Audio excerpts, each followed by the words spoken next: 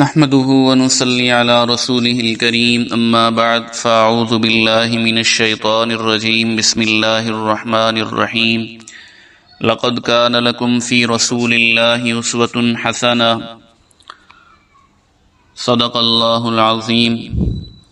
وہ آئے جن کے آنے کی زمانے کو ضرورت تھی، وہ آئے جن کی آمد کے لیے بے چین فطرت تھی، وہ آئے نغمہ داؤد میں جن کا ترانہ تھا، وہ آئے گریہ یعقوب میں جن کا فسانہ تھا، وہ آئے مہر عالم تاب تھا جن کا حسین چہرہ، وہ آئے جن کے ماتھے پر شفاعت کا بندھا صحرا، وہ آئے جن کی خاطر مضطرب تھی وادی بطحا، وہ آئے جن کے سجدوں کے لیے کعبہ ترستا تھا، وہ آئے جن کو ابراہیم کا نور نظر کہیے، وہ آئے جن کو اسماعیل کا لخت جگر کہیے، وہ آئے جن کے آنے کو گلستاں کی سحر کہیے، وہ آئے جن کو ختم الانبیاء خیر البشر کہیے، وہ آئے جن کے ہر نقش قدم کو رہنما کہیے، وہ آئے جن کے فرمانے کو فرمانے خدا کہیے۔ اللہم صلی علی محمد النبی الامی وآلہ وسلم۔ ولادت باسعادت کے بعد 3-4 روز تک آپ کی والدہ ماجدہ نے آپ کو دودھ پلایا، پھر آپ کے چچا ابو لہب کی آزاد کردہ کنیز سویبہ نے آپ کو دودھ پلایا۔ آپ کے چچا ابو لہب کو جب سویبہ نے آپ کی ولادت باسعادت کی خوشخبری سنائی تو ابو لہب نے اس خوشی میں اسی وقت سویبہ کو آزاد کر دیا، اور سویبہ ہی نے آپ سے پہلے آپ کے سگے چچا حضرت حمزہ رضی اللہ تعالی عنہ کو بھی دودھ پلایا تھا، اس لیے حمزہ رضی اللہ تعالی عنہ آپ کے چچا بھی ہیں اور آپ کے رضائی بھائی بھی ہیں۔ اور آپ کے بعد سویبہ نے ابو سلمہ کو دودھ پلایا۔ صحیح بخاری شریف میں ام المومنین ام حبیبہ رضی اللہ تعالی عنہا سے روایت ہے کہ میں نے ایک بار رسول اللہ صلی اللہ علیہ وسلم کی خدمت میں عرض کیا کہ اللہ کے رسول، میں نے یہ سنا ہے آپ ابو سلمہ کی بیٹی درہ سے نکاح کا ارادہ رکھتے ہیں۔ آپ صلی اللہ علیہ وسلم نے بطور تعجب فرمایا کہ ام سلمہ کی بیٹی سے جو میری تربیت میں ہے، اگر درہ میری ربیبہ نہ ہوتی، ربیبہ بیوی کی اس بیٹی کو کہتے ہیں جو پہلے شوہر سے ہو، تو آپ نے فرمایا کہ اگر وہ میری ربیبہ نہ ہوتی تب بھی میرے لیے حلال نہیں ہو سکتی تھی، کیونکہ وہ میری رضائی بھتیجی ہے، اس لیے کہ مجھ کو اور اس کے باپ ابو سلمہ کو سویبہ نے دودھ پلایا ہے۔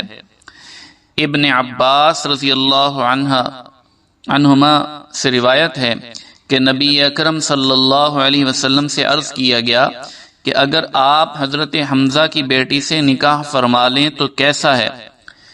تو آپ نے فرمایا وہ میری رضائی بھتیجی ہے۔ سویبہ کے اسلام لانے میں علماء کا اختلاف ہے، بعض نے ان کو صحابیات میں ذکر کیا ہے۔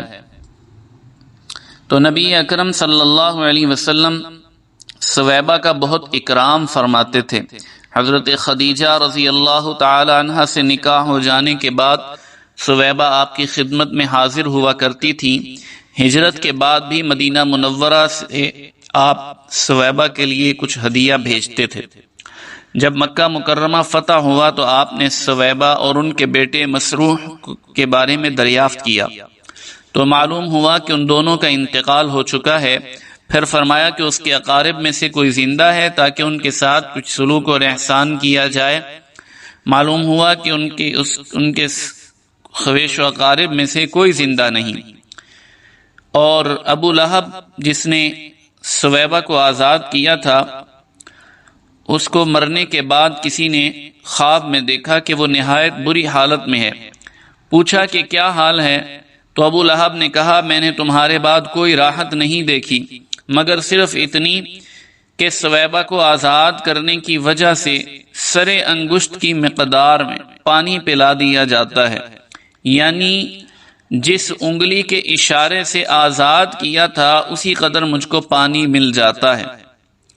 علامہ سہیلی رحمۃ اللہ علیہ فرماتے ہیں کہ ایک مرتبہ حضرت عباس رضی اللہ تعالی عنہما نے ابو لہب کو خواب میں دیکھا کہ بہت ہی بری حالت میں ہے اور یہ کہتا ہے کہ میں نے تمہارے بعد کوئی راحت نہیں دیکھی مگر یہ کہ ہر دوشنبہ کو عذاب میں تخفیف ہو جاتی ہے۔ مطلب یہ کہ دوشنبہ یعنی پیر کے دن سرکار دو عالم علیہ السلام کی ولادت ہوئی تھی اور اس نے اس موقع پر اس خوشی کا اظہار کیا تھا اور سویبہ کو آزاد کیا تھا اس لیے۔ بہرحال سویبہ کے بعد حضرت حلیمہ سعدیہ نے آپ کو دودھ پلایا۔ عرب میں دستور تھا کہ شرفاء اپنے شیر خوار بچوں کو ابتدا ہی سے دیہات میں بھیج دیتے تھے تاکہ دیہات کی صاف و شفاف آب و ہوا میں ان کی نشو و نما ہو اور ان کی زبان فصیح ہو اور عرب کا اصلی تمدن اور عربی خصوصیات ان سے علیحدہ نہ ہوں۔ چنانچہ حضرت عمر رضی اللہ تعالیٰ عنہ کا قول ہے کہ معد بن عدنان کی حیت کو اختیار کرو، یعنی عجم کا لباس اور ان کی حیت اختیار نہ کرو اور شدائد پر صبر کرو اور موٹا پہنو۔ ابو بکر صدیق رضی اللہ تعالیٰ عنہ نے ایک مرتبہ عرض کیا کہ یا رسول اللہ، آپ کی زبان نہایت فصیح ہے۔ آپ صلی اللہ علیہ وسلم نے فرمایا، اول تو میں قریش میں سے ہوں اور پھر بنی سعد میں میں نے دودھ پیا ہے، یعنی میری زبان کے فصیح ہونے میں یہ دونوں باتوں کا جو ہے وہ حصہ ہے۔ اسی دستور کے مطابق جس کے مطابق باہر کی عورتیں، گاؤں دیہات کی عورتیں آ کر بچوں کو لے جایا کرتی تھیں، تو ہر سال بنی سعد کی عورتیں شیر خوار بچوں کی تلاش میں مکہ آیا کرتی تھی۔ حضرت حلیمہ فرماتی ہیں کہ میں اور بنی سعد کی عورتیں بچوں کی تلاش میں مکہ میں آئے۔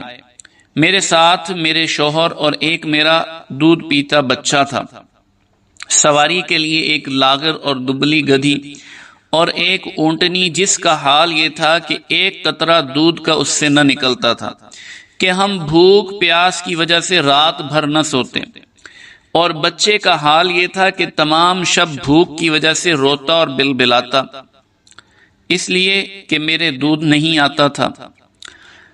تو فرماتی ہیں کہ کوئی عورت ایسی نہ رہی کہ جس پر آپ صلی اللہ علیہ وسلم پیش نہ کیے گئے ہوں، مگر جب یہ معلوم ہوتا کہ آپ یتیم ہیں تو وہ فوراً انکار کر دیتی کہ جس کے باپ ہی نہیں اس سے حق الخدمت ملنے کی کیا توقع کی جائے گی، یعنی جس کا باپ نہیں ہے اس سے کیا ہمیں کچھ ملے گا۔ تو مگر یہ کسی کو معلوم نہ تھا کہ یہ یتیم نہیں ہے بلکہ در یتیم ہے، اور یہی وہ مبارک مولود ہے کہ جس کے ہاتھوں میں قیصر و کسریٰ کے خزائن کی کنجیاں رکھی جانے والی ہیں۔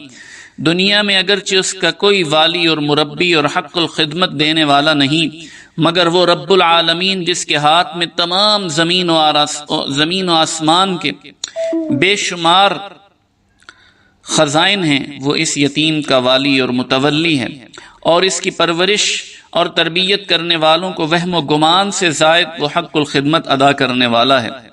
سب عورتوں نے شیر خوار بچے لے لیے، صرف حضرت حلیمہ خالی رہ گئیں۔ جب روانگی کا وقت آیا تو حلیمہ کو خالی ہاتھ جانا یہ بڑا برا معلوم ہوا۔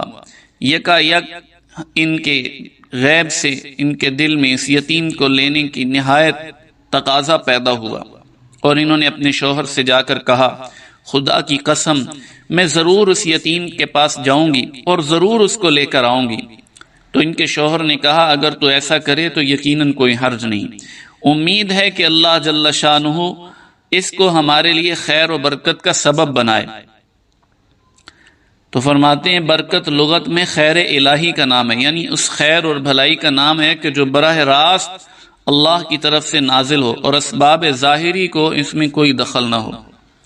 ایک حدیث قدسی میں ہے، اللہ تعالیٰ فرماتے ہیں، انا عند ظن عبدی بی، کہ بندہ میرے ساتھ جیسا گمان کرتا ہے میں اسی کے مطابق اس کے ساتھ معاملہ کرتا ہوں۔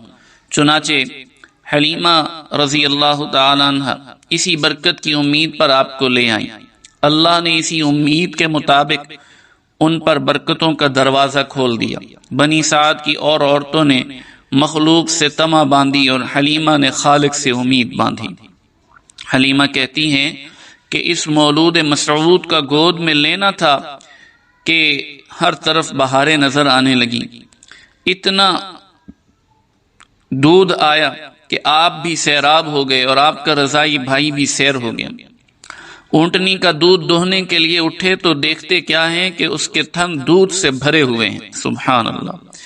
فرماتی ہیں میں نے اور میرے شوہر نے خوب سیر ہو کر دودھ پیا، رات نہایت آرام سے گزری۔ صبح ہوئی تو شوہر نے حلیمہ سے کہا، اے حلیمہ خوب سمجھ لے کہ خدا کی قسم تو نے بہت ہی مبارک بچہ لیا ہے۔ اب قافلہ کی روانگی کا وقت آیا اور سب سوار ہو کر چل پڑے۔ حلیمہ بھی اس مولود مسعود کو لے کر سوار ہوئی۔ حلیمہ کی وہ دبلی پتلی سواری جس کو پہلے چابک مار مار کر ہنکایا جاتا تھا، وہ اب برق رفتار ہے اور کسی طرح تھمتی نہیں ہے۔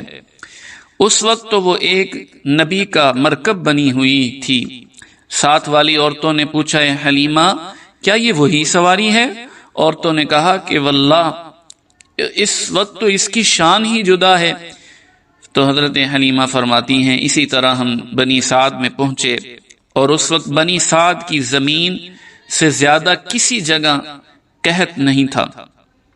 میری بکریاں جب شام کو چراگاہ سے واپس آتی تو وہ دودھ سے بھری ہوئی ہوتی اور دوسروں کی بکریاں بالکل بھوکی آتی، تھنوں میں ایک قطرہ دودھ کا نہ ہوتا۔ یہ دیکھ کر لوگوں نے اپنے چرواہوں سے کہا کہ تم بھی اسی جگہ چرایا کرو جہاں حلیمہ کی بکریاں چرتی ہیں۔